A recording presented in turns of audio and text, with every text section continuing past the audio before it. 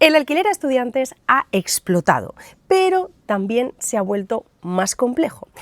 Más competencia, más errores por parte de los propietarios y una gestión que cada vez es más exigente. Y es que pequeños detalles como a quién alquilas, cómo estructuras los contratos o cómo gestionas la rotación de los inquilinos pueden marcar la diferencia entre una alta rentabilidad o un nido de problemas, conflictos y periodos vacíos que te harán perder rentabilidad. Por eso, hoy he traído a alguien que está en la primera línea del sector, que es Alberto Añaños, un joven emprendedor inquieto y que es CEO de la empresa líder en gestión de alquileres a estudiantes en España, que es Live for Life. Y es que en este vídeo vamos a ir a lo importante. ¿Qué es lo que está pasando realmente en el mercado inmobiliario en España?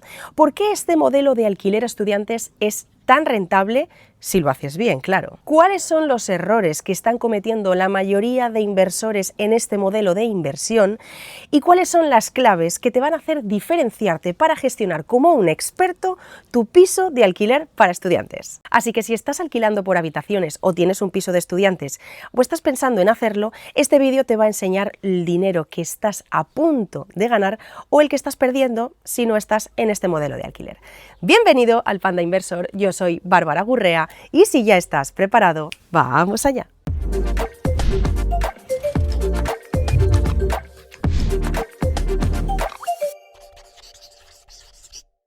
Bueno, Alberto, muchas gracias por recibirme aquí en tu pedazo de oficina. Bueno, muchísimas gracias a ti por venir y muchísimas gracias por tu tiempo, que sé que vas bien ajetreada. Bueno, hoy en día todos vamos muy ajetreados, pero está bien hacer un break, ¿no? Para conocerte un poquito más, que hace tiempo que nos conocimos, nos presentó Javier Argente, que además le mola mucho que lo mencionemos en los vídeos. Un gran tío, un gran tío. Un gran tío. El bueno de Javier, sí. Sí, sí, cuando nos presentó me dijo que, bueno, que eras un crack en Valencia, en el mundo entero, y digo, Alberto, hay que conocerle un poco más. Bueno. Argente es muy generoso en sus presentaciones. Bueno, Alberto es muy humilde también, todo hay que decirlo, pero ahora nos contará. Bueno, Alberto, de verdad, muchísimas gracias por abrirme las puertas de tu casa. Y para todos aquellos que no te conozcan, a lo mejor te han visto en redes sociales, conocen un poquito tu proyecto, tu proyectazo de Live for Life, pero bueno, cuéntanos quién es Alberto Añaños. Pues Alberto Añaños es un hombre, un chico que siempre ha sido muy activo, que siempre ha tenido pues esa ambición de querer superarse y de querer llegar más lejos. Y yo estudié Ingeniería de Caminos. Cuando terminé, pues aquí no se construía prácticamente nada en España. Y pues como muchos estudiantes, ¿no? Pues terminas de estudiar la carrera y te metes a estudiar el máster. Sí, cuando terminé de estudiar el máster, 2 años después, seguía sin construirse nada y por cosas de la vida, sin haber tenido tradición familiar dentro de la empresa, o sea, dentro de la tradición familiar de empresa en mi familia, pues al final me puse a emprender con muchísimo miedo, con un pánico terrible. Yo pensaba que esto de emprender era algo que, pues bueno, que estaba a la altura de unos pocos y acabé en el mundo del emprendimiento y la verdad que yo siempre lo digo, que es una de las mejores decisiones que he tomado en mi vida. O sea, para mí el emprendimiento, para un tipo que tiene esa necesidad ferviente de superarse y de tratar de llegar más lejos, no competir con los demás, yo compito contra mí mismo, ¿no? Eso es mi sensación. El mundo del emprendimiento y el mundo de la empresa te da esa posibilidad, ¿no? Que tú te demuestres a ti mismo y demuestres al mundo hasta dónde puedes llegar. Qué guay. Pues y eso sí. Es un poco yo. Oye, y empiezas ese proyecto empresarial, pero además en el sector inmobiliario, porque ya pones en marcha esta empresa donde estamos hoy. Cuéntanos un poco cómo fueron esos inicios, por qué decides empezar con una empresa dentro del sector inmobiliario, ¿no? Porque a lo mejor era un poco el terreno que tú conocías o que ibas tanteando, o ¿por qué esto? Pues mira, por suerte, y que esto es algo que nunca les estaré lo suficientemente agradecido a mis padres, mis padres siempre nos decían en casa, somos 4 hermanos, oye, en casa nos va a faltar ropa, estudios y vivienda, pero todo lo que sea ocio os lo vais a tener que pagar vosotros. Entonces, desde los 16 años, los 4 hermanos hemos estado trabajando de lo que sea, o sea, de camarero, de tal. Y yo cuando vine a Valencia, 2 años antes de montar Live for Life, o 3 años antes, me puse a trabajar en inmobiliaria en verano, porque esos veranos dije, oye, yo ya no quiero ser camarero, quiero probar otra cosa, quiero tratar de utilizar más la cabeza en mi trabajo, porque creo que tengo bastantes cosas en la cabeza para dar, ¿no? Entonces, me gustó mucho el sector inmobiliario, y ya cuando me decidí a emprender, también gracias a un amigo que me empujó, porque antes de montar Live4Life monté un proyecto previo con este amigo, y fue él realmente el que me convenció en montar un proyecto inmobiliario. Me dijo, oye Alberto, tal, mira que quiero montar una cosa, en principio decíamos que era un tema de montar proyectos de ingeniería, porque los dos estudiábamos caminos, y claro, nos juntamos y al final de proyectos de ingeniería acabamos haciendo inmobiliaria, acabamos haciendo alquiler de pisos para estudiantes y poco más. Luego con este amigo, la verdad, pues por temas personales y demás, no acabó funcionando, estuvimos solo un año juntos, y ahí al año siguiente, que yo me fui a vivir a Edimburgo, dije, oye, pues a lo mejor me monto yo esto de estudiantes por mi cuenta, que, bueno, que hay una demanda tremenda, y además, fíjate que en aquel entonces las inmobiliarias, bueno, siempre para el sector inmobiliario lo interesante ha sido la venta. El alquiler ha sido como algo residual, ¿no? Sí. Entonces, claro, yo veía que las inmobiliarias, yo estudié en Valencia, ¿no? Que las inmobiliarias del barrio universitario de Valencia, a pesar de que tenían y facturaban un montón de dinero con alquiler de pisos para estudiantes, lo veían como algo secundario, le seguían dando más relevancia a la venta. Entonces yo dije, oye, pues a mí la verdad que una comisión que por aquel entonces era de 500, 600 euros, me arregla el verano, ¿sabes? Claro. Entonces dije, oye, pues voy a montar un proyecto solo para estudiantes. Voy a montar el proyecto que cuando yo llegué a Valencia me hubiera gustado encontrar. Y entonces yo, como soy un tipo como muy activo y también pues me gusta pasarlo bien, dije, oye, pues vamos a coger lo mejor de alquilar un piso con tus amigos y lo mejor de vivir en una residencia. ¿Qué es lo mejor del piso de estudiantes? Pues que tienes libertad, que estás con tus amigos, que ahí eres el rey del mambo dentro del piso, que es lo que yo veía bueno de las residencias, que desde el primer día conoces a 300, 400 personas. Entonces dije, oye, pues mira, vamos a montar una especie de agencia, una especie de inmobiliaria donde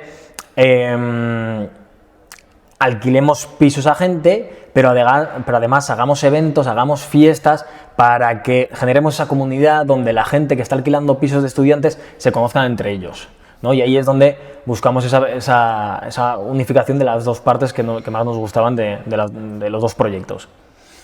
Y así empezó Live4Life. O sea, Live4Life es a día de hoy una súper pedazo de comunidad, ¿no? Donde juntáis todo tipo de perfiles o ese era un poco el inicio, ahora a día de hoy pues era mucho más grande, ¿no? Pero un poco como los co-living, ¿no? que se pueden llevar ahora, o que mucha gente está interesada en ese tipo de inversión, en hacer co-livings y demás, porque sea un poco más grande, más que un piso reducido con las habitaciones que te pueda permitir sacar de un piso, sino juntar ahí y crear esa sinergia entre estudiantes, porque principalmente cuando tú empezaste con este proyecto era enfocado solo a estudiantes. ¿A día de hoy sigue siendo el 100% la gestión de esos pisos que lleváis para estudiantes o ha cambiado el enfoque, el mercado? Claro, han pasado ya 9 años desde entonces y el mercado ha cambiado muchísimo.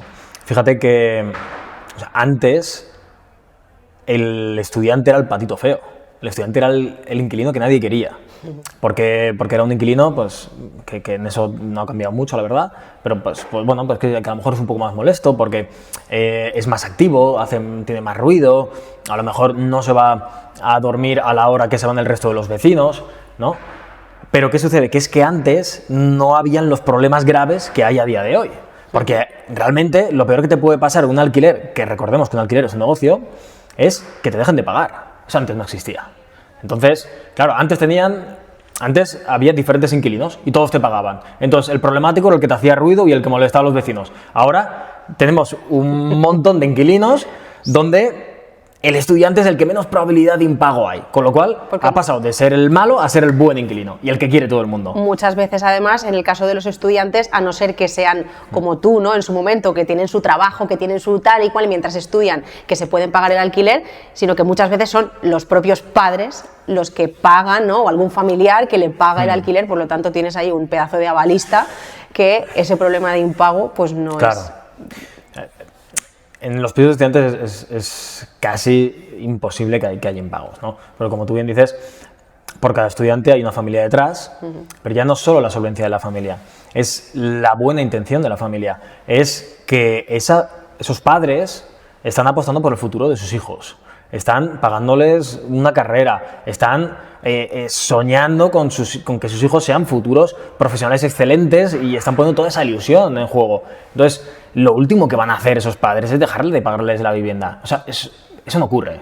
O sea, ¿qué puede pasar en un piso de estudiantes en cuanto a falta de pago? Pues que a lo mejor traten de que el último mes que van a estar en la ciudad, porque es el mes de junio, el mes de julio, pues que traten de cobrarlo con la fianza. Bueno, sí, pero eso puede pasar, pero es un mal menor. En todo tipo de alquileres, claro. No solo para estudiantes, sino en alquiler tradicional o de larga duración de la vivienda completa, eso también ocurre. Y al final te llevas los sustos que te llevas cuando vas a ver el piso, muchas veces. Claro, y además, fíjate que el estudiante en ese aspecto es un inquilino muy honesto, en el sentido de que si él deja de pagar, normalmente es porque se ha ido o porque se va.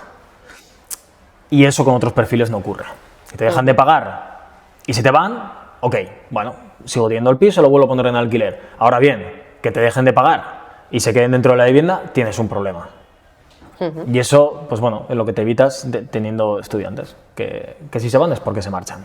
Si dejan de pagar es porque se marchan. Sí. Me has recordado un poco con esos inicios, con esa comparación, ¿no?, con las inmobiliarias de toda la vida, inmobiliaria tradicional, que el tema del alquiler como que lo rechazan, ¿no?, lo rehúsan completamente por la gestión, por el volumen de gestión que tiene, y tú empezaste por eso. Yo, por ejemplo, cuando yo empecé profesionalmente con mi negocio inmobiliario, también empecé con el alquiler, porque era lo que yo conocía y era lo que decía, ostras, es que muchas inmobiliarias no lo tocan, lo descartan por la gestión que lleva, y yo pues veía ahí, ¿no? O sea que me recuerda un poco a cuando yo empecé también. A mí el alquiler es algo que me encanta, de hecho a día de hoy seguimos gestionando muchísimas viviendas porque es algo, las compraventas evidentemente, ¿no? Como dicen, las alquileres pagan las facturas y las compraventas son los que te hacen ganar dinero, o eso dicen las inmobiliarias. Las alegrías. Pero bueno, sí que es cierto que dentro de toda la gestión del alquiler es un mundo, y vosotros veréis de todo, ¿no? Como vosotros principalmente a lo que os dedicáis es a esa gestión de habitaciones para, ya no sé si principalmente son habitaciones lo que alquiláis por separado o soléis alquilar una vivienda completa poniendo a varios inquilinos dentro, a esos estudiantes o a esos padres. ¿Cómo hacéis este tipo de gestión o cómo soléis alquilar los pisos o las viviendas que gestionáis? Sí, mira, nosotros podemos alquilar las dos cosas, ¿no? O el piso completo o las habitaciones por separado. No obstante, como casi siempre son estudiantes los que alquilan con nosotros, a pesar de que se alquile el piso completo, cada uno es como que se hace responsable de su habitación. Entonces, bueno, normalmente, ¿qué sucede? Los que son... O sea, en el mundo de alquiler para estudiantes, todo se alquila para septiembre, o la gran mayoría, el 80% de los alquileres se alquilan para septiembre o para cuando empieza el curso, ¿no? Algunos lo cogen para agosto, otros en julio, pero es para el inicio de curso en septiembre. Entonces, los que son más previsores, los que empiezan a alquilar a lo mejor en febrero, ya para el curso siguiente, empiezan a alquilar en marzo, suelen alquilar el piso completo, porque saben con quién quieren compartir el piso. Pues porque vienen de la residencia, ya se han hecho ahí 3 amiguetes, no sé qué, o están en un piso, ya viven juntos, conviven bien y están buscando otro, por lo que sea, porque les gusta, quieren cambiar otra zona, porque no les cae bien el propietario, por 1000 historias. Entonces, ¿qué sucede? Los que son más prematuros, los que buscan antes, los que son más previsores, suelen buscar piso completo, los que van a última hora suelen buscar habitaciones y ya se adaptan a lo que hay. O sea, queda una habitación libre en un piso tal, pues es lo que toca. Recomendación desde mi punto de vista, oye, si tú conoces a gente con la que crees que te puedes llevar bien y puedes tener una buena convivencia, oye, intenta alquilar un piso completo con tus amigos, con tus conocidos, con la gente del pueblo, porque cuando tú alquilas una habitación, pues bueno, la variable de que puede haber alguien en la vivienda con el que no cases bien, pues esa siempre está. Y es muy difícil de resolver. Y de cara a la rentabilidad que pueda sacar alguien que quiera alquilar un piso para estudiantes o que tenga una vivienda y la quiera alquilar a estudiantes, ese primer punto. ¿Varía mucho la rentabilidad que puede sacar alquilando el piso completo a hacerlo por habitaciones, partirlo por habitaciones, y siendo que va a ser un piso también para estudiantes, que va a estar enfocado, que será seguramente, o no, ahora tú me dirás, un alquiler temporal, porque si son de septiembre a junio, o ya lo cogen de seguido. Te he hecho ahí varias preguntas, pero sobre todo, ¿qué rentabilidades, ¿no? Para más o menos, o si realmente hay una diferencia sustancial entre alquilar todo un piso completo a estudiantes o partirlo por habitaciones. Mira, a día de hoy, en las ciudades donde hay más demanda, o sea, sobre todo me voy a focalizar siempre en estudiantes, ¿no? Y joven profesional. En las ciudades donde hay más demanda, ya no hay tanta diferencia como antes cuando tú alquilas el piso completo o las habitaciones por separado, porque el precio del piso de alquiler ya ha subido mucho. Por ejemplo, el otro día estábamos haciendo una entrevista para El Español y salía que desde 2008 a 2022 prácticamente no había cambiado el precio del alquiler. O sea, en 14 años no había cambiado el precio del alquiler. Sin embargo, en los últimos 4 años el precio del alquiler se había duplicado. Había pasado de 6 euros la media metro cuadrado a 12 euros metro cuadrado en solo 4 años, cuando llevaba 14 años estable. Entonces, bueno, esto ha sido un boom que ha empezado a subir el precio del alquiler. Quien antes alquilaba por habitaciones sí que tenía ese excedente y sí que se podía decir que iba a ganar más, a lo mejor podía ganar un 20% más. También tenía que tener en cuenta que seguramente si tú alquilas por habitaciones vas a tener más espacios en blanco, vas a tener, pues bueno, oye, que la habitación 3 se me queda vacía el mes de julio, oye, que la habitación 4 se me queda vacía en mayo. Pues eso también afecta a la rentabilidad. Oye, un mes en el que me cobras por una habitación te va a bajar mucho los números. Entonces, recomendación para mí: oye, ¿quieres alquilar por habitaciones? Por lo que sea, desde mi punto de vista, como persona física, como particular, es un error. Porque, oye, normalmente pues cada uno tiene su trabajo, tiene sus dedicaciones, y alquilar un piso por habitaciones trae mucho trabajo. ¿Que tú quieres alquilar por habitaciones? Recomendación: búscate un gestor. Búscate una empresa gestora que te lo lleve, porque complejizas el alquiler muchísimo. ¿Quieres llevarlo tú? ¿Quieres llevarlo tú como particular? Oye, pues lo más sensato para mí es que alquiles el piso completo, con tus seguridades, con tu seguro de impagos y demás. Pero que si vas a complejizarlo, que lo hagas con una empresa, porque al final a lo mejor lo seccionas por habitaciones y al final de año has ganado menos. Y eso pasa muchas veces. Y es habitual que los estudiantes, o en los últimos años, la normalidad es que si están a gusto en un piso, por ejemplo, que lo quieran alquilar de larga duración y más o menos te aseguras esos años que vayan a estar en esa universidad o estudiando lo que sea. O suelen coger de septiembre a junio y luego se marchan y queda ahí un verano, ¿no? que hay que darle salida también. Pues mira, es una pregunta súper interesante, porque en ciudades del litoral mediterráneo llevábamos como unos 6 años donde había una combinación, un tándem muy interesante, que era el estudiante durante el curso y el turista en verano, ¿no? Entonces, ¿qué sucedía? Que el estudiante, el propietario solo quería que el estudiante estuviera 10 meses, que es lo que el estudiante quiere, porque el estudiante en verano no va a estar en la ciudad, va a estar en el pueblo, va a estar donde sea. Y luego el propietario sacaba más rentabilidad poniéndolo, alquilando por Airbnb, etc. ¿Qué sucede? Que ahora, con la persecución que está habiendo, con el tema de las licencias, a los propietarios que publican en Airbnb o este tipo de plataformas, se arriesgan a tanto, son tan bestias las sanciones. Aquí, por ejemplo, aquí en Valencia, si alquilas en Airbnb y no tienes licencia, la sanción mínima son de 10.000 euros. Ojo la broma. Bueno, pues al final, ¿qué está haciendo el propietario? Oye, yo tengo mucha demanda, ya no puedo hacer ese tándem en verano, pues el estudiante que quiera entrar lo va a tener que alquilar 12 meses. Con lo cual, esta normativa que se han puesto en la mayoría de las ciudades del Mediterráneo español, pues al final lo que ha hecho ha sido perjudicar al propietario y perjudicar al estudiante. Pues como casi siempre, cuando hay exceso de regulación, perjudica a todos.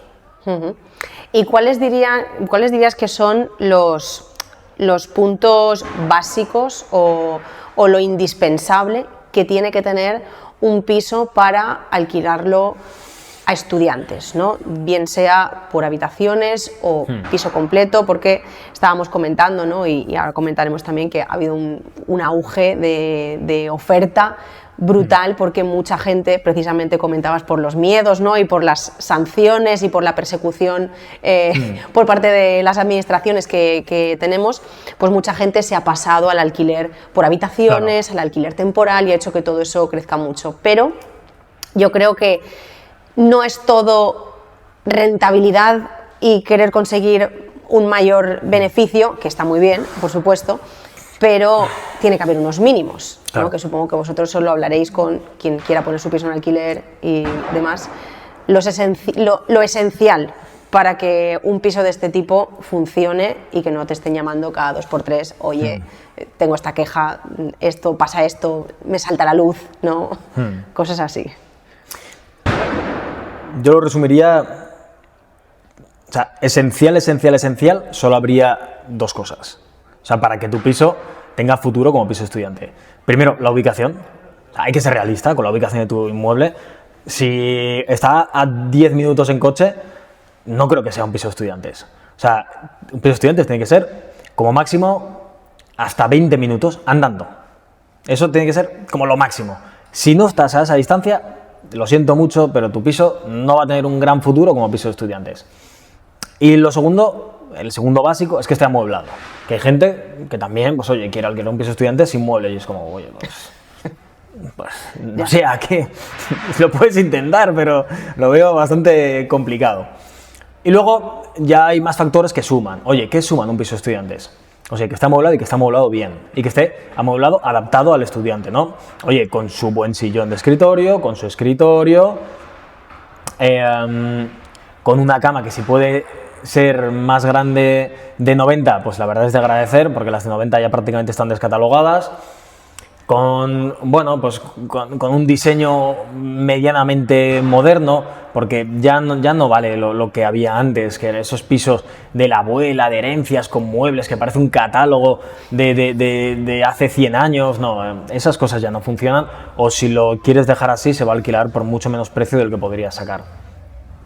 Y seguramente a unos inquilinos pues que no sean los que a ti te gustaría tener, ¿no? Porque, pues bueno, conforme peor es el piso, normalmente los inquilinos suelen ser más problemáticos. Y luego otro detalle que suele sumar mucho también es las cerraduras privadas en las habitaciones. Eso diría yo que son los principales factores que suman a un piso de estudiantes.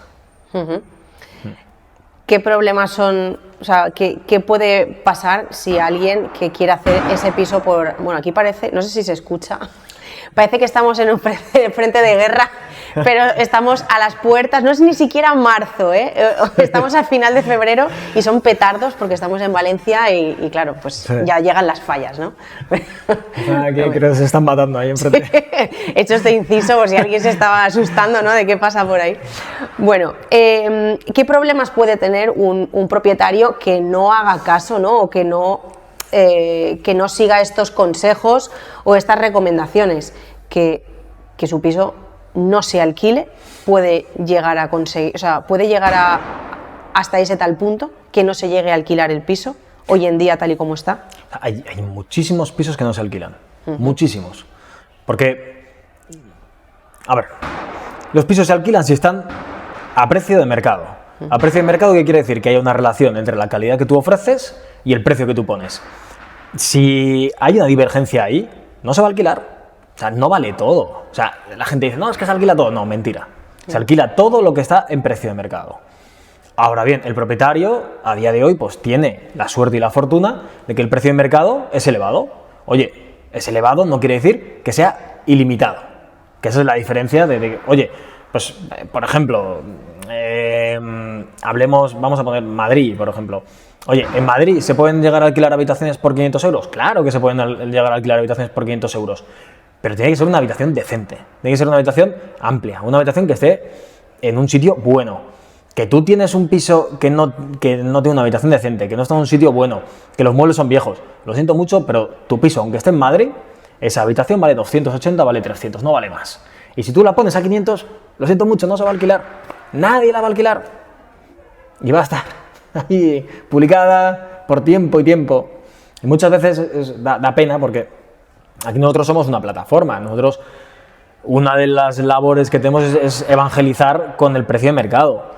Y es nuestra pelea de todos los días decir, no, es que yo he escuchado las noticias, que es que aquí en mi barrio se alquilan 500 euros. Si no te digo que no, pero ¿qué habitación se está alquilando 500 euros en tu barrio y esa habitación es parecida a la que tú tienes?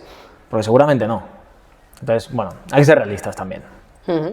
Y luego algo que se ha hecho desde los últimos años para intentar aumentar esa rentabilidad es, por supuesto, comprar pisos grandes, hacerlos para alquiler de estudiantes o alquiler por habitaciones, y hay una parte de la gente que es pro a zonas comunes o anti zonas comunes. Esto entiendo que en los pisos que se alquilan para estudiantes las zonas comunes son muy demandadas, o también tiene salida a pisos que se alquilen directamente sin zonas comunes para aumentar la rentabilidad. Sí, las zonas comunes es una pregunta muy buena. Cuando el piso se alquila completo, o sea que el grupo ya viene hecho, realmente es muy difícil que te lo alquilen si no tiene zonas comunes. Si no tiene un salón, si no tiene tal, no te lo van a alquilar. O va a ser de las últimas opciones. Ahora bien, si alquilas por habitaciones, el tener zonas comunes puede ser un arma de doble filo.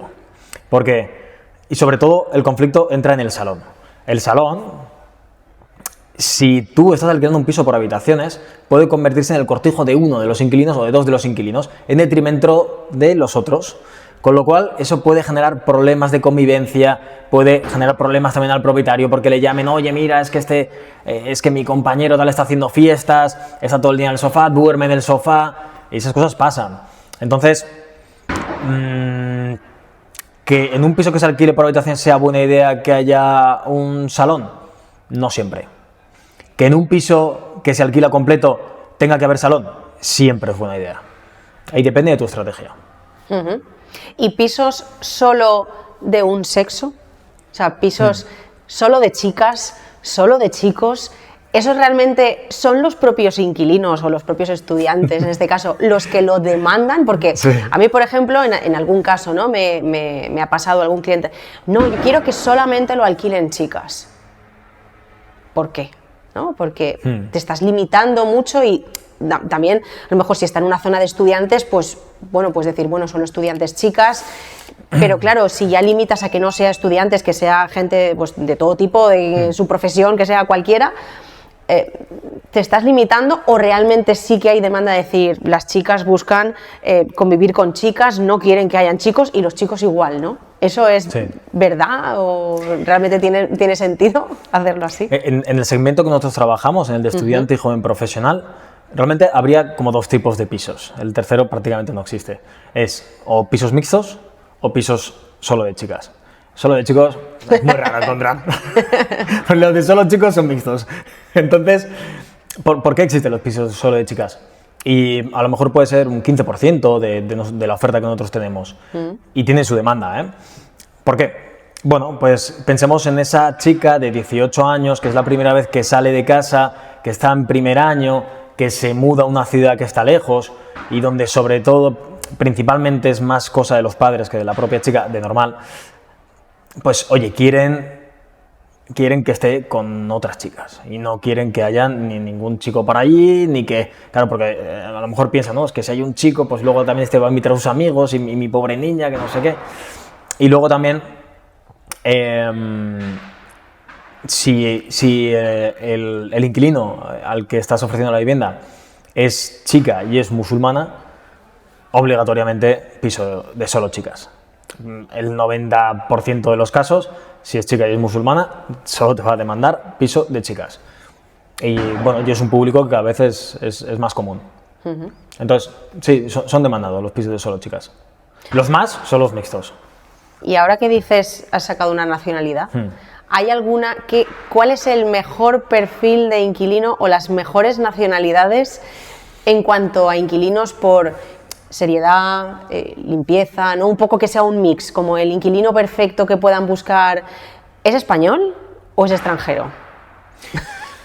Es generalizar mucho, lo sé, pero por vuestra experiencia o por experiencia propia tuya, es decir, de hecho hay gente, yo por ejemplo los mejores inquilinos que he tenido no son españoles. También he tenido inquilinos, también tengo inquilinos españoles buenos, pero la mejor experiencia, es decir, si tuviera que elegir, no es español. Yo no te sabría hilar tan fino, porque hay de todo, pero sí que te podría decir que el mejor inquilino es el inquilino occidental, con muchísima diferencia de los demás, pero sin lugar a dudas, Ya. occidental. Y luego, dentro del occidental, al menos en los tramos de edad que nosotros trabajamos, pues bueno, si supera los 23, 24, mejor. Ya no porque los de menos de 23 sean más irresponsables, no, porque tienen menos experiencia viviendo solos.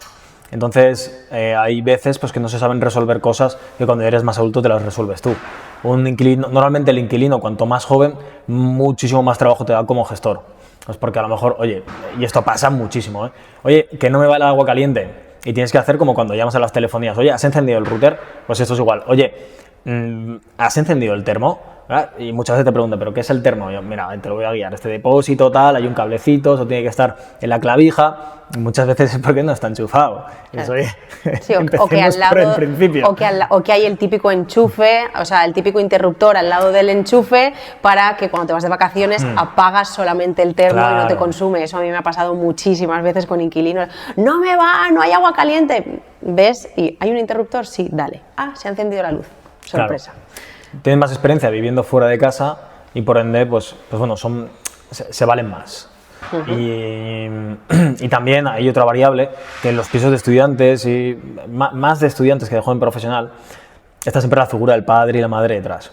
Entonces, cuando el inquilino es muy joven, que está cerca de los 18 años, la presencia de los padres es mucho más intensiva que cuando ya es más mayor. Cuando ya tiene 23, 24, normalmente el inquilino se resuelve sus problemas solo. Y no tienes dos interlocutores. Cuando el inquilino tiene 18, 19, es muy frecuente que estés a caballo, o sea, que hables más con los padres que con el inquilino y luego el mensaje a veces no llega muy fiel a la realidad. Los padres llaman asustados, pues por ese instinto también paternalista por definición, ¿no? Que hay, oye, mi hijo me está diciendo que no tiene agua caliente, ¿qué está pasando aquí? Y pues bueno, es más fácil resolver problemas cuando el inquilino ya ha pasado esa etapa de sobreprotección. O sea, oriental, no. Me reía porque el tema de inquilinos orientales, ¿no? Tampoco vamos a generalizar, tampoco sé exactamente dónde son, pero sí que muchas veces hablando con algunos clientes o con algunos amigos que han tenido experiencias con inquilinos chinos, en este caso, pues la experiencia ha sido bastante, no quiero generalizar como con los españoles, ¿no? Pero sí que la experiencia, pues tema de limpieza y de estas cosas de la vivienda, pues bueno, van por la casa y a lo mejor escupen, cosas así, y luego lo tienen todo hecho un poco desastre. Pero bueno, hay españoles que también son muy cochinos, o sea que no es cuestión de, es un poco más también de la cultura y de, bueno, cómo hayas sido. Al hilo también de tema de higiene, hay gente que compra pisos para estudiantes, para alquilarlos completos o para hacer alquiler por habitaciones, que puede sacar 5, 6, 7 habitaciones, una locura, pero que tienen un baño. Ajá. Eso entiendo que en el alquiler para estudiantes eso es inviable, porque todos, sobre todo si coges a todos los estudiantes que van todos por la mañana o todos por la tarde, ¿no? O que coinciden mucho en los horarios, ese sería, por ejemplo, también un punto a tener en cuenta, o tampoco. Sí, desde luego. A ver, quien monta un piso de 7 habitaciones con solo un baño, la verdad que le está dando un muy mal diseño a ese inmueble y a lo mejor no consigue los números que él quiere, porque ya no solo el número de habitaciones que tú pongas, sino que hay un equilibrio. Porque, oye, si tú tienes, voy a poner un ejemplo, ¿no? Tú tienes 7 habitaciones, pero haces un piso tan malo que solo consigues 200 euros por habitación, pues a lo mejor tenía más sentido que, oye, haga 5 habitaciones, haga un buen diseño, sean buenas habitaciones, tenga 2, 3 baños y a lo mejor consigo 300 por habitación. No solo es el número de habitaciones, sino también la calidad que tú le das al inmueble. Entonces, es importante que haya un buen diseño. Y luego, también otra parte importante, muchas veces cuando se invierte en inmuebles, estamos demasiado focalizados en lo que vamos a sacar con las rentas, y no nos damos cuenta en el valor que tiene ese inmueble de plusvalía. Que eso realmente, la rentabilidad de verdad está ahí detrás, está en cuando tú vendes el inmueble y lo vendes bien. Entonces, cuando tú diseñas un piso para alquilar, tienes que tener en cuenta de que el día de mañana seguramente lo vendas o tengas una buena salida por allá. Con lo cual, oye, haz un diseño que sea vendible. O sea, no hagas una chapuza tremenda, porque entonces cuando tú lo vayas a vender no lo va a querer nadie. O el que lo compre lo va a comprar a muchísimo menos precio que si lo hubieras hecho bien. Entonces, hay que tener siempre esas dos variables. Oye, ¿cuánto saco en rentas y cuánto saco en plusvalía? Y en el equilibrio suele estar la mejor solución siempre.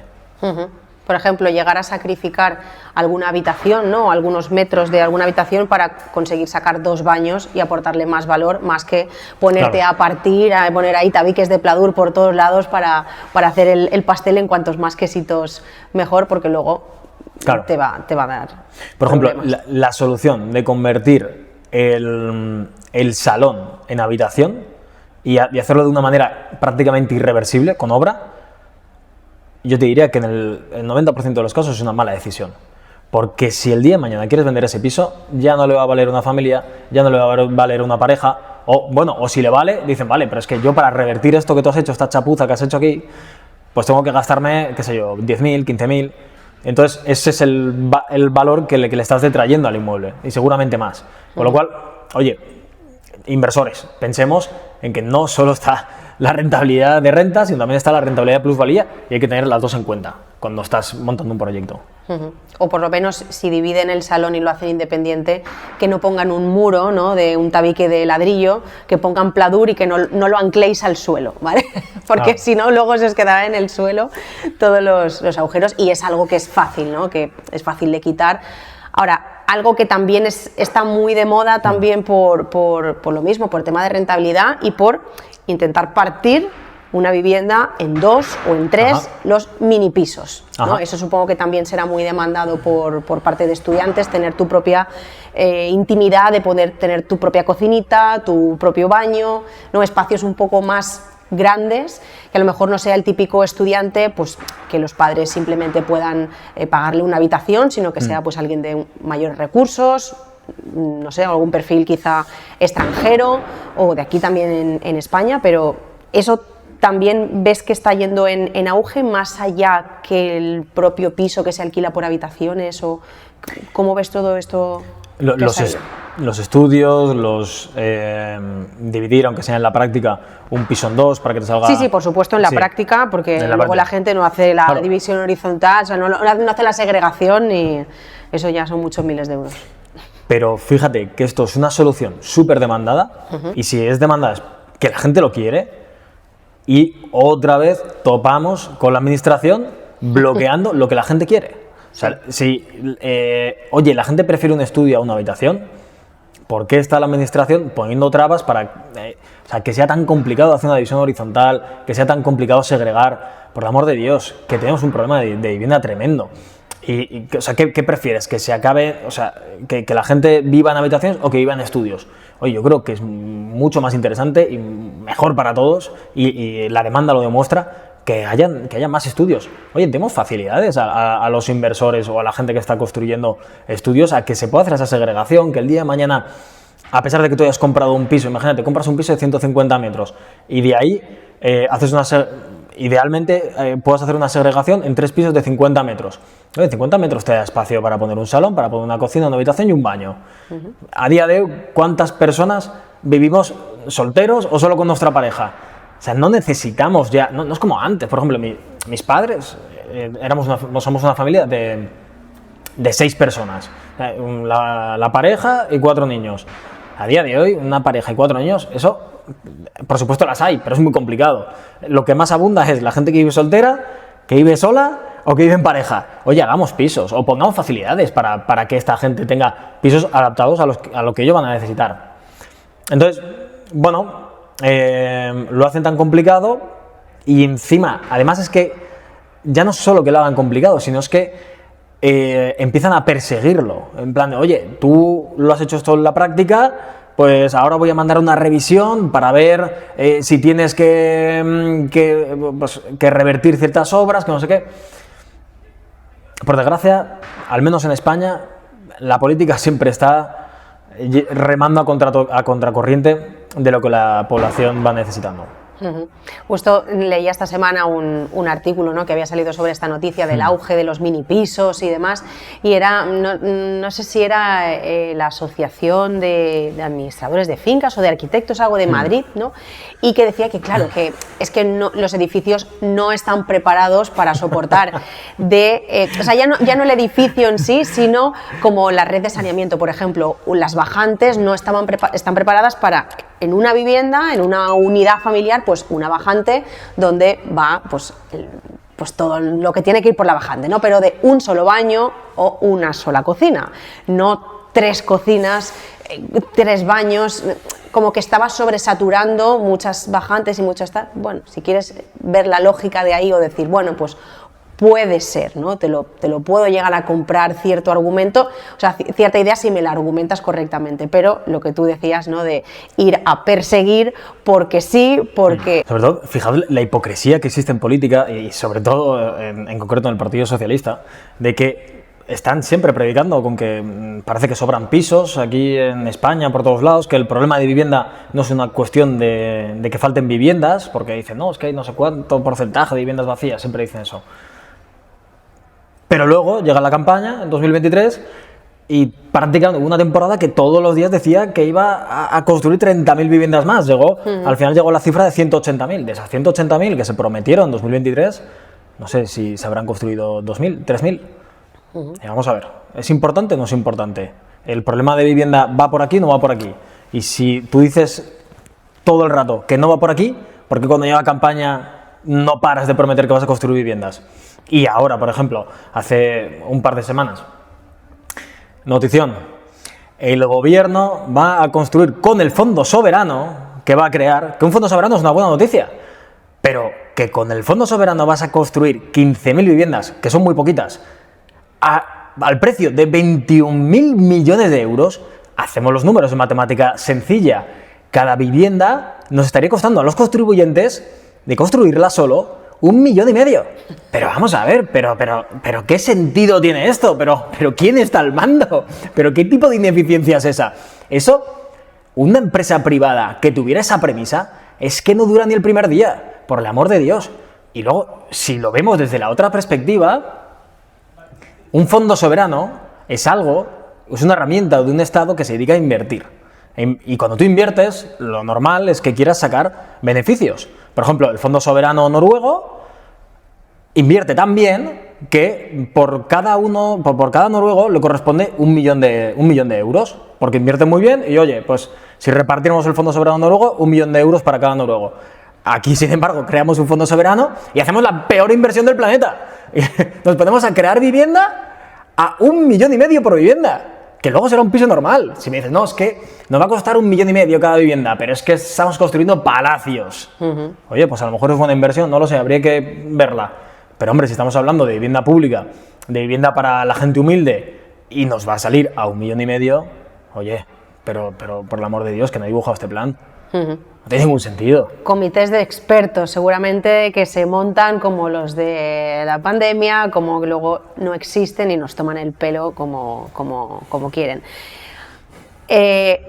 Tampoco es normal que con la falta de vivienda que hay, pues, por ejemplo, en Cataluña estaban diciéndole a los constructores un porcentaje altísimo que tenían que destinar a vivienda social en todas sus construcciones.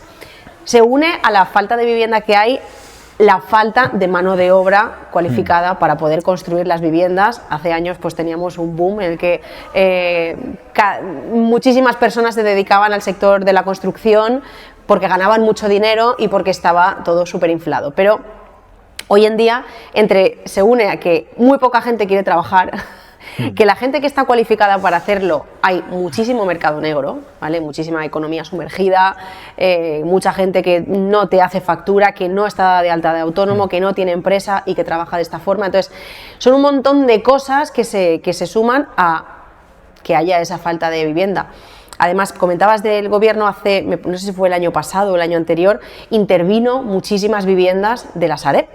Muchísimas viviendas, dijo, las vamos a bloquear por completo porque las vamos a destinar a vivienda realmente social para que no las puedas comprar tú, no las pueda comprar otra persona, sino que nosotros como gobierno vamos a hacernos acopio de esas viviendas, que incluso paralizaron muchas operaciones de muchas personas que las querían para vivir, no para invertir, ni mucho menos, que parece que somos los malos, sino les paralizaron la operación, dijeron, tú tienes tu hipoteca ya aprobada, tienes todo adelantado, tienes prevención de blanqueo de capitales ya superado, fuera. Yo llego, papá Estado, y te intervengo este mercado porque estas viviendas me las quedo yo. Al final eso parece ser que no ha quedado en nada.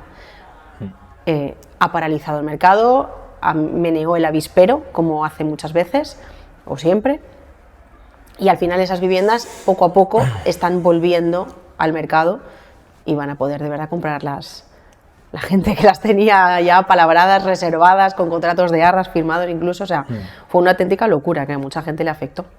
Y gran parte de esas viviendas de la Sareb están en municipios de menos de 50.000 habitantes, que realmente no es donde la gente está principalmente, no es donde hay un gran problema de vivienda, porque eso es otra cosa. ¿Hay un problema de vivienda en España? Ojo, hay un problema de vivienda en España en las zonas donde hay una muy alta demanda, porque en el resto de España no hay un problema de vivienda. Si tú quieres comprarte en España una casa por 30.000, 40.000 euros, la tienes. Ahora bien, seguramente no sea en el sitio que tú quieras. Seguramente pues, sea en un municipio pequeño de 5.000, 10.000, 15.000 habitantes. Pero por esos precios la tienes y a patadas.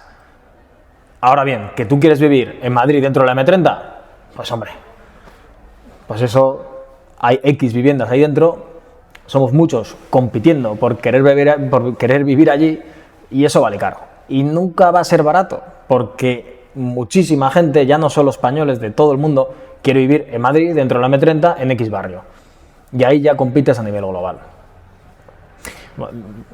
Por ejemplo, ahora que comentabas también el tema de los fondos, de los impuestos, de las comunidades, es muy curioso, ¿no? Porque, o sea, por resumir, en España el problema de vivienda se debe principalmente a tres factores: que falta suelo urbanizable, que las exigencias técnicas son absolutamente desmedidas y han encarecido desde 2005 a día de hoy el doble de construir el precio metro cuadrado, y la legislación nefasta que hace que la gente no quiera alquilar porque se mete un ocupa, no lo puedes echar. Y fíjate que los tres factores son factores políticos. Imaginaos si llegaran unos políticos y dijeran, oye, mira, el porcentaje del suelo total de todo el país que se puede construir o que está construido ya es el 2,1% de todo el suelo de España. O sea, ¿cómo podemos decir que, o sea, cómo estos políticos, teniendo el 98% del suelo disponible, nos obligan a tener esta tensión de que no hay suelo urbanizable, por el amor de Dios? ¿Pero qué está pasando? Que los planes urbanísticos de España, el 70% de ellos son anteriores a 2008. O sea, pero de 2008 hasta aquí nadie ha hecho los deberes, por el amor de Dios. Que se quedan las ciudades sin suelo urbanizable y aquí no se aprueban planes urbanísticos nuevos. Pero ¿por qué tenéis que someternos a esta olla a presión? Que es que lo estáis creando vosotros, que lo están creando ellos. Incluso en muchos municipios que hay PAIs, ¿no? que hay esos planes urbanísticos para poder convertir suelo rústico o suelo urbanizable en suelo urbano. Cuando hay un cambio de gobierno, a unos les parece bien o lo promocionan o se ponen la medalla, pero hay un cambio de gobierno, entra otro partido político en el ayuntamiento y dicen, chao a este país, no voy a seguir adelante, lo declaro nulo porque me lo saco de aquí, ¿no? O sea, me lo saco de la manga. Entonces, todo es política, todos son votos, todo es incendiar a una parte de la población, ¿no? Y a otros, pues bueno, darles como una palmadita en la espalda, decir, mira, he hecho lo que tú crees, estoy contigo, que tú estás contra quien hace vivienda. Entonces, es un poco la pescadilla que se muerde la cola. Sí, si al final un discurso bien armado puede hacer que la gente apoye una cosa o la contraria. Entonces, si una cosa nos va a llevar a la solución y otra cosa nos va a llevar al desastre, oye, ¿por qué no predicamos bien? ¿Por qué no predicamos con responsabilidad? O sea, por ejemplo, te voy a poner... ahora quiero comprarme una casa en las afueras de Valencia. Y resulta que en el plan urbanístico, bueno, hasta hace unos años, ese terreno era urbano, o sea, donde estaba el inmueble era urbano. Pues vaya, resulta que hubo una modificación en el ayuntamiento que declararon que ese suelo, ahora de repente, en vez de...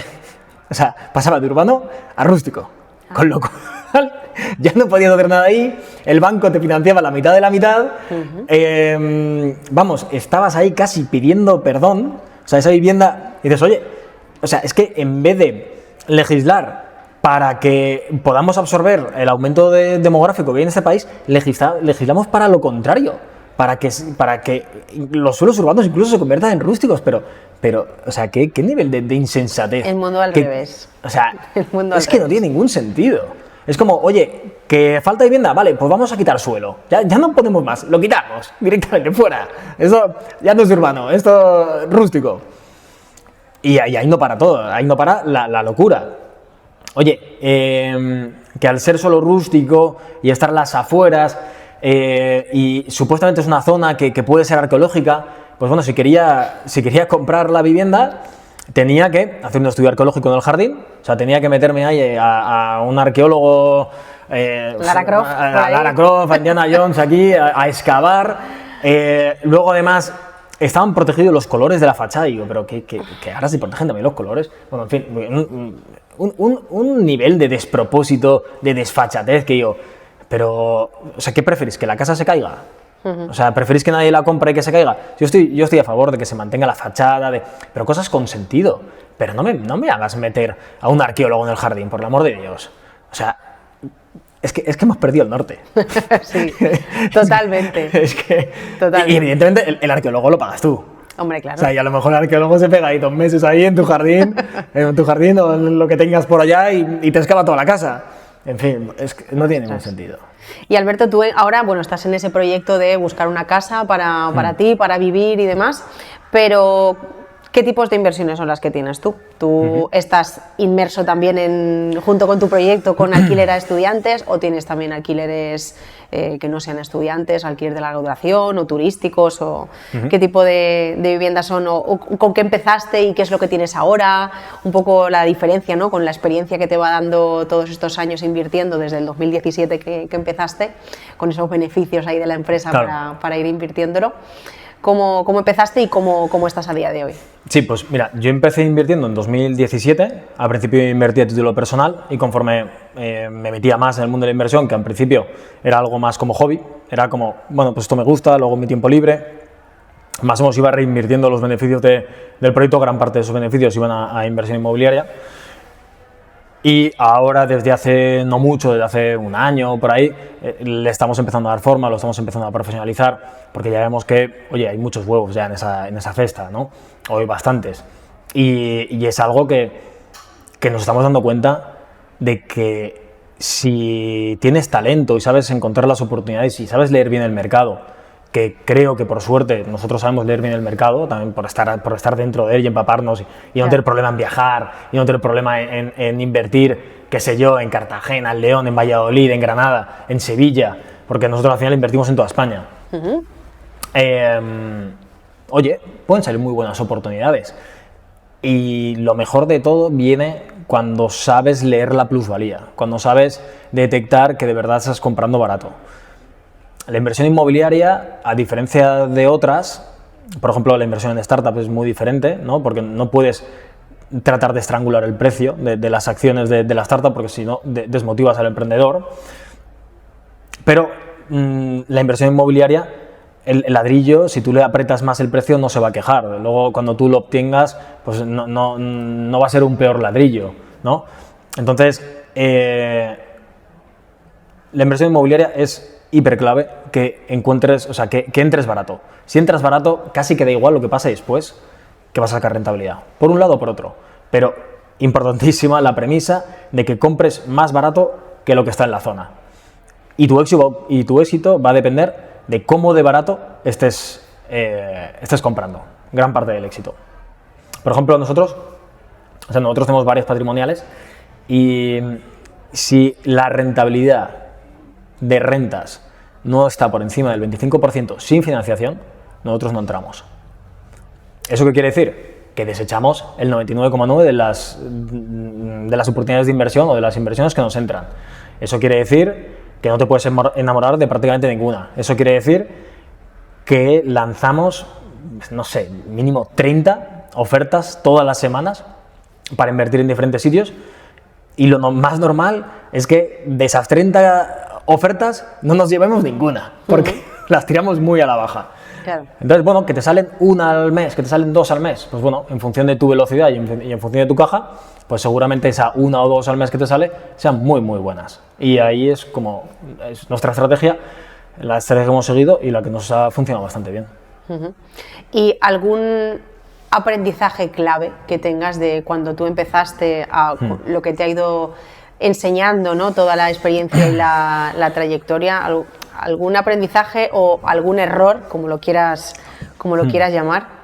Mira, por ejemplo, para el inversor que sea su primera, o sea, para la gente que nos esté escuchando y sea su primera inversión, es muy importante la negociación, ¿no? Y sobre todo si puedes hablar con el propietario, eso suma mucho. O sea, al final nosotros somos personas y el que te lo va a vender es una persona que va a empatizar, le vas a caer bien, le vas a caer mal, y eso puede condicionar el precio. Otra cosa que puede condicionar el precio es que si tú vas a comprar para invertir, es mejor que te lo guardes. Porque aquí en España, y supongo que en otros sitios será parecido, cuando tú le informas a alguien de que vas a hacer un negocio con lo que te está vendiendo, enseguida piensa, yo quiero ser partícipe de ese negocio y por ende tú me vas a pagar más. Y piensa, no, es que claro, si yo te lo estoy vendiendo en X y tú vas a ganar tal, pues a lo mejor te lo tengo que vender más caro, ¿no? Entonces, cuidado con decir la finalidad, sobre todo si es para invertir. Es mejor que te lo guardes, que te lo reserves, o yo lo quiero comprar por mis cosas y punto. Y incluso si vas a invertir y vas con tu pareja y os hacéis ahí pasar como que sois gente de chapó y que es vuestro niñito de amor, pues a lo mejor incluso conseguís algún descuento. Pero lo peor que puedes hacer es decir que es para invertir, porque entonces ahí ya has metido la pata. Sí, es un poco casi como cuando en las reuniones familiares como está casi a la par que hablar de política, ¿no? Hablar de que eres inversor inmobiliario con según qué familia o amigos, ¿no? Según en la mesa que te sientes, está casi ya a la par claro, de posicionarte de un lado o de un equipo de fútbol, ¿no? Pues yo invierto en inmuebles. ¿Cómo se te ocurre, especulador? Te aprovechas de un bien necesario de las personas para ganar dinero. Y otra gente que te pregunte, oye, ¿y eso cómo lo haces, no? Pues yo he hecho esta operación. Hay que juntarse más con ese tipo de personas. Exacto. Ojalá la gente invirtiera más en inmuebles.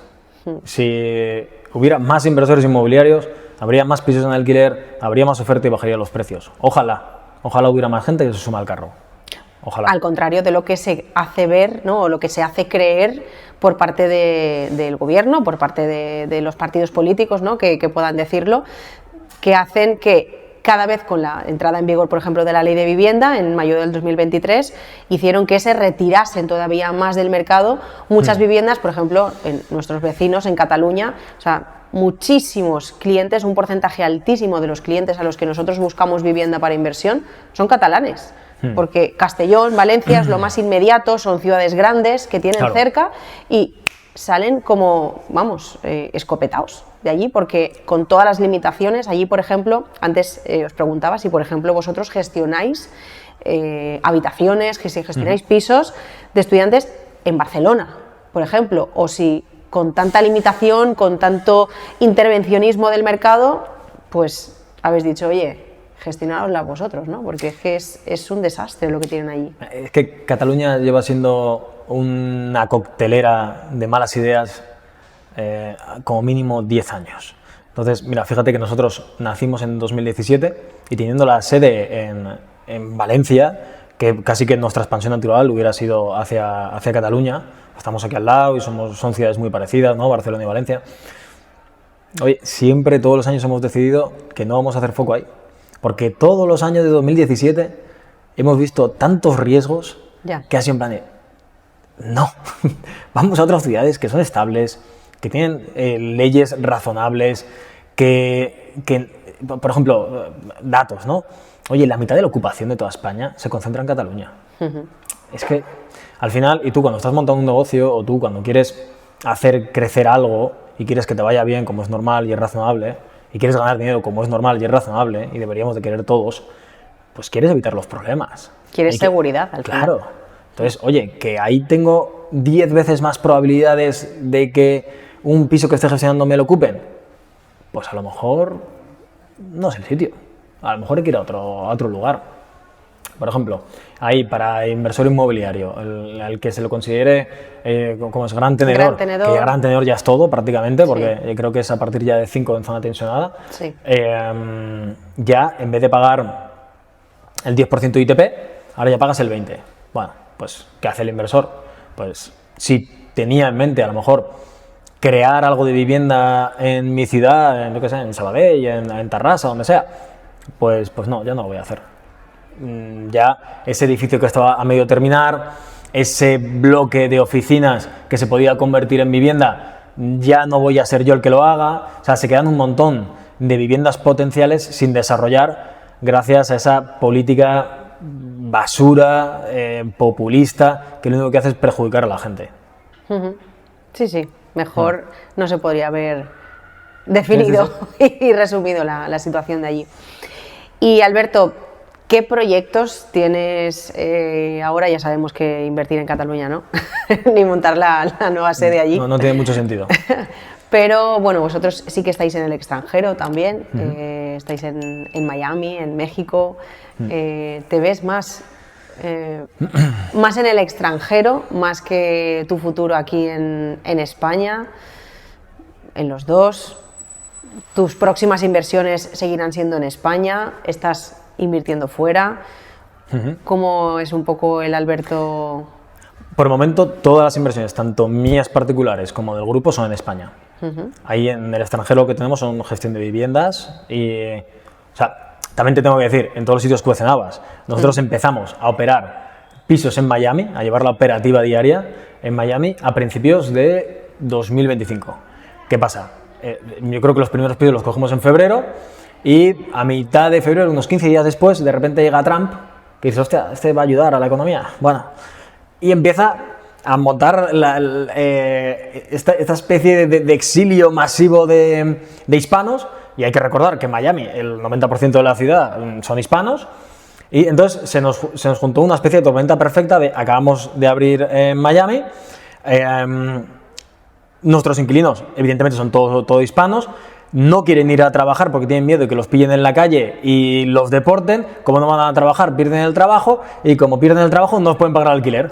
Y digo, madre de Dios, acabamos de abrir en Miami y todos los inquilinos, o casi todos, se nos han convertido en ocupas. Y eso pasó.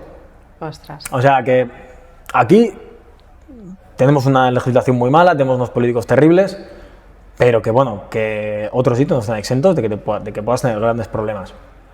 Ahora bien, quitando eso para allá, sí que vamos a empezar a diversificar y a empezar a invertir en otros países, con mucho menos volumen, con mucha menos cantidad, pero oye, por lo que pueda pasar y al final, pues,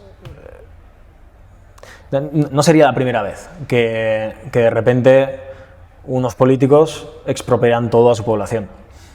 Es que, mirad, nosotros somos 3 socios.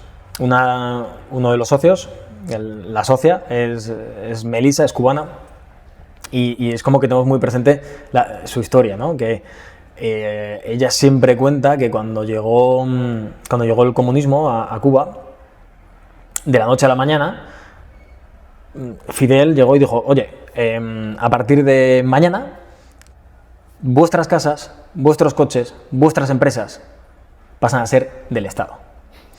Entonces, claro, de la noche a la mañana tú estás de prestado en todos los sitios. De la noche a la mañana tú ya no puedes abrir tu empresa.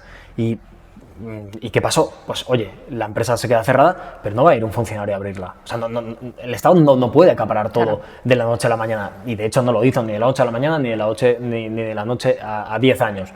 Entonces, oye, unas malas políticas pueden hacer que todo el mundo pierda todo. Y eso no es la primera vez que ha pasado, y no sé si tiene sentido que hablemos de esto en España, pero pueden pasar cosas similares. Hace poco decía Pedro Sánchez que aquel que tuviera dinero como para vivir 100 vidas, como que, pues que a lo mejor no iba a tener 100 y que le iban a quitar unas 50 vidas, ¿no? Y le van a quitar ese dinero. Entonces, como, oye, no te digo que vaya a pasar lo que pasó ahí con Fidel, vamos, literalmente el Estado le robó todo a todos, a ricos, a pobres, a clase media, a todo el mundo, o sea, todo, no les dejó nada. Pero aquí ya se empiezan a ver cosas que suenan a atentados contra la propiedad privada muy importantes. Y eso da miedo. Eso da miedo, porque muchas veces además se dice, no, es que se le van a quitar a los ricos o no sé qué. No, el rico siempre tiene salidas. El rico ya tiene su estructura en otro sitio, tiene sus inversiones en otro lado, tal. Como se pongan a robar, como se pongan a robar de verdad, el que más lo va a pagar va a ser la clase media. Pero vamos, pero es que la clase media se la están cargando, o sea, está desapareciendo, está haciendo que haya una diferencia abismal entre las clases, que al final es lo que también quieren para poder apropiarse, ¿no?, de la propia clase, de clase baja o la clase media que ahora es baja, como sus salvadores, ¿no? Yo os voy a salvar, yo os voy a librar de todos los males, interviniendo el mercado tanto como pueda, quitándole a los ricos, o sea, repartiendo la riqueza, pero luego no se reparte la riqueza, lo que se reparte es la pobreza. Claro. Es que también hay tantas malas ideas por ahí. O sea, muchas veces desde la izquierda se predica con que la riqueza parece que es una tarta de queso que, oye, hay que repartirla y sea esa tarta de queso y sea estática. No se pueden crear más tartas de queso. Es una tarta de queso, entonces, oye, pues Amancio Ortega tiene una buena porción, Juan Roch tiene otra buena y estos pobrecitos no tienen nada. Entonces, oye, vamos a quitarle a estos y lo repartimos, lo dejamos algo así como más ecuánime, ¿no? Así no funciona la economía. O sea, la riqueza se crea. O sea, no es como la energía que necesita, no. La riqueza sí que se puede crear. Oye, ayudemos a que esta gente que no tiene, que tiene menos que los otros, ayudemos a que crezcan, ayudemos a que creen. Hagamos también que esos otros se sientan orgullosos, que seguro que se sienten orgullosos, pero o sea, pongámoslos como ejemplo, decir, oye, esta gente ha conseguido algo tremendo, o sea, por ejemplo, Amancio Ortega, pues venía de una familia hiper humilde, pues su historia era que prácticamente no tenían ni para comer. Oye, aprendamos, ¿qué ha hecho ese tío? O sea, pongámoslo de ejemplo, o sea, pongámoslos en las escuelas, cómo pasar de, por ejemplo, Warren Buffett, de ser un repartidor de periódicos a ser uno de los tíos más ricos del mundo. O sea, muchas veces también idolatramos estrellas o grandes empresarios de fuera, pero tenemos grandísimos empresarios en España. Oye, tratémoslo bien, escuchémoslos, aprendamos de ellos y creemos más riqueza, o sea, ayudemos a la gente a crear, o sea, ojalá tuviéramos más ricos en España. También cuando se dice, por ejemplo, oye, no, es que en España no queremos Lamborghinis. Oye, sí, que la culpa, ¿no? Además hizo un comentario, la culpa de los problemas que había en ese momento con el tema del transporte y demás, y los colapsos y las colas, ¿no?, para coger el autobús, era de los Lamborghinis. Luego tenemos que, claro... Tenemos 20 Lamborghinis en España. Claro, ¿no? Y luego, pues, los problemas, tú dices, se va a hacer un fondo soberano que si sacas los números sale a 1 millón de euros por vivienda.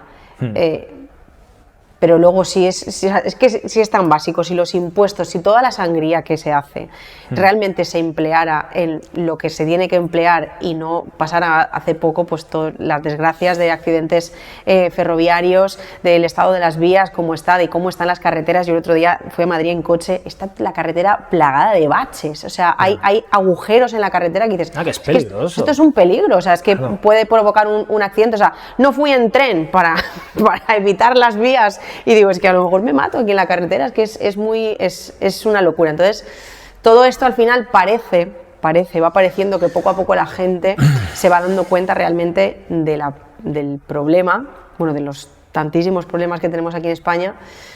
Yo creo que la gente poco a poco se va concienciando, que parece que va entrando un poco en razón. Siempre estarán los acérrimos, ¿no?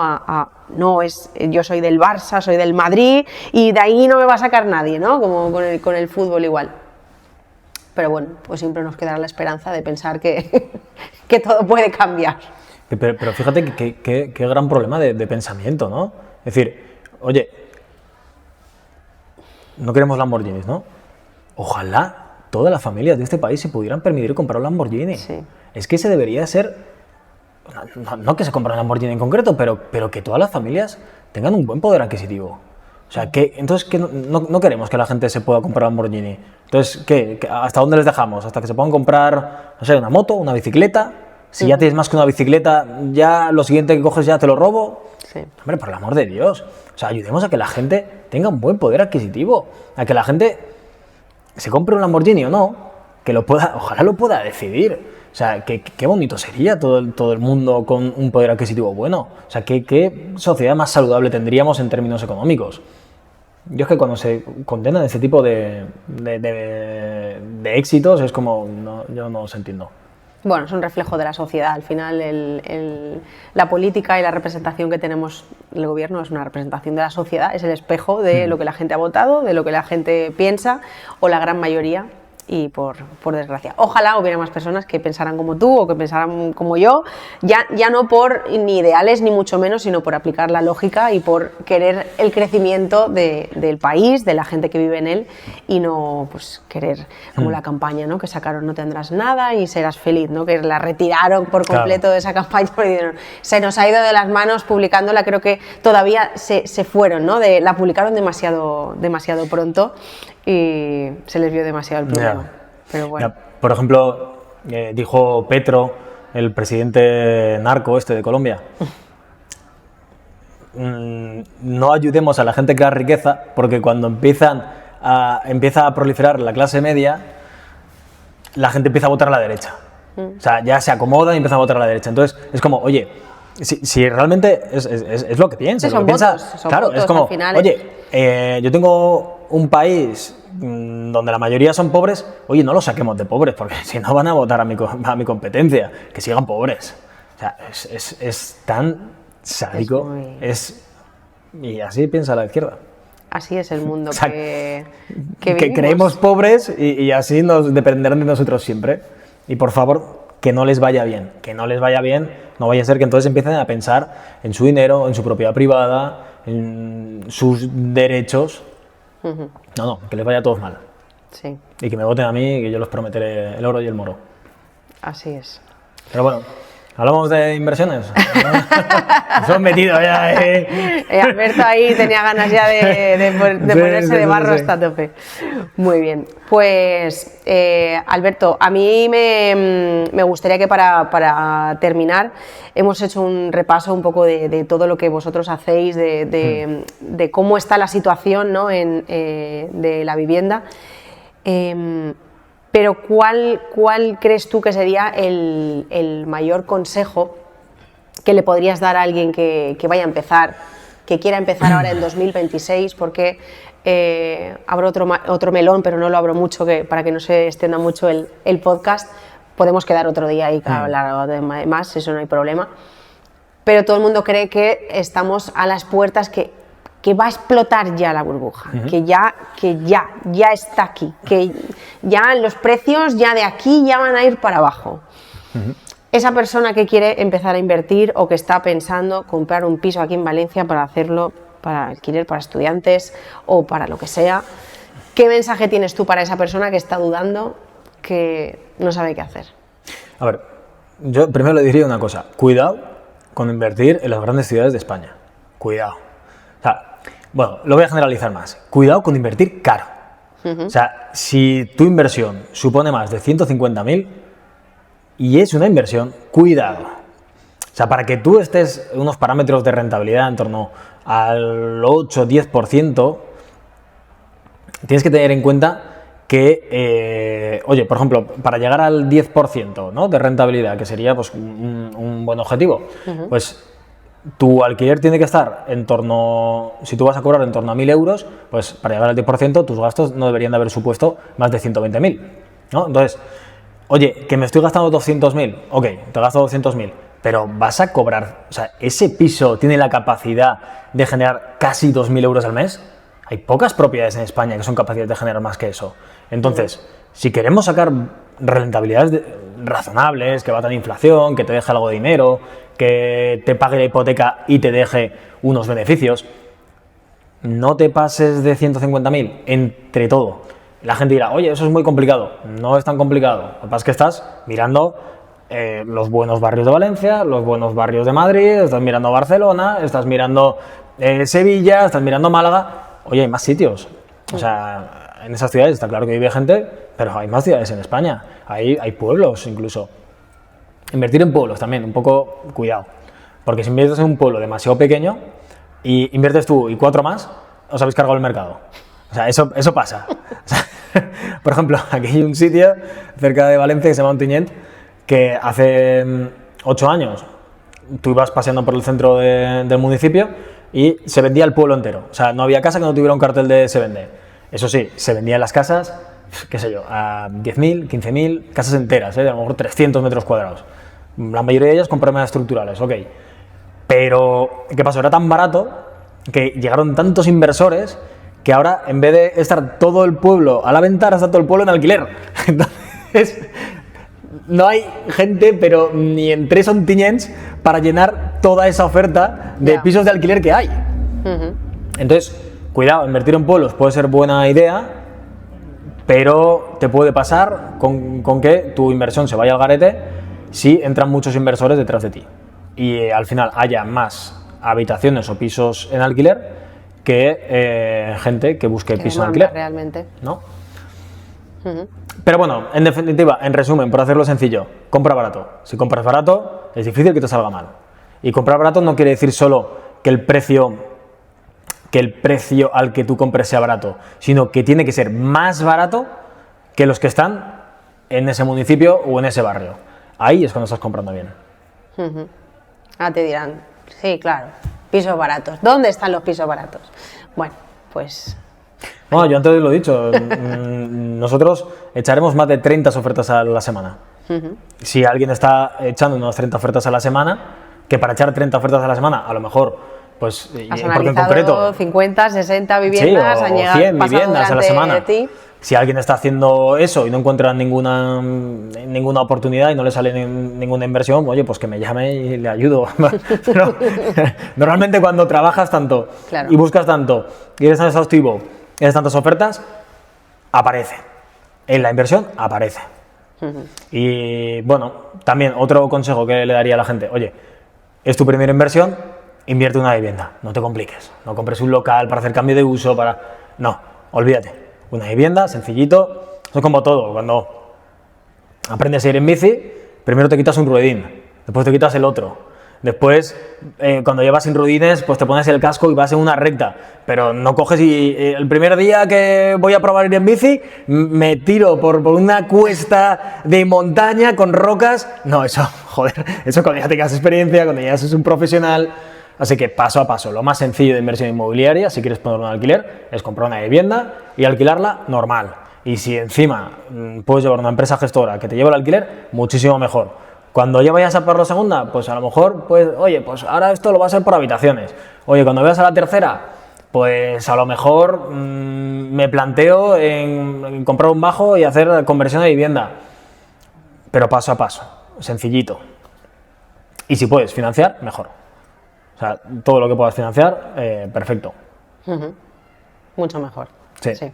Hay mucho valiente que dice, sí, voy a financiar, como el banco me ha dicho que me da tanto, vale, pues me meto en 2 o 3 a la vez, para empezar. ¡Hala!